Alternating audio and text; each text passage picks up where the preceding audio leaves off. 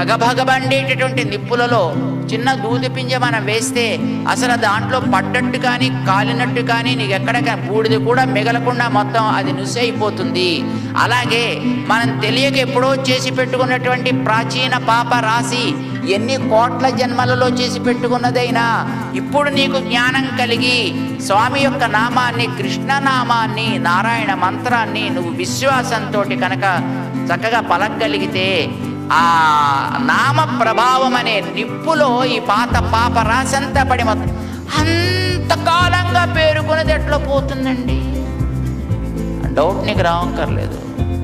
శాస్త్రం చెప్పిందంటే దాన్ని విశ్వసించడం అలవాటు చేసుకో. ఒక గుహలో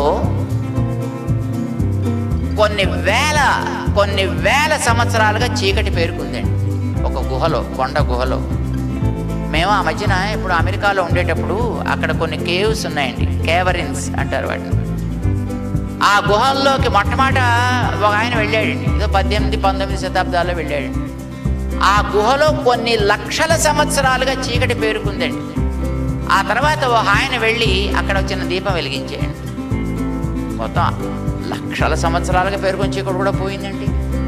నిన్నటి చీకటి ముందర పోవును, మొన్న చీకటి తర్వాత పోవును, ఆ వెనక చీకటి ఇంకా కొంచెం శ్రమ పడితే పోవును అనేది ఏమైనా ఉందండి లోపల రూల్స్? చీకటికి నథింగ్.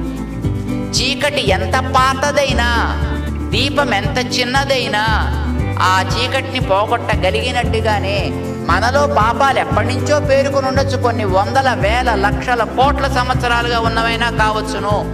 నామాన్ని విశ్వాసంతో నువ్వు కనుక పలకగలిగినట్లయితే వాటన్నిటినీ కూడా అది నిప్పులలో వేల్చినటువంటి దూది పింజ వలె కాల్చి పారవేయును.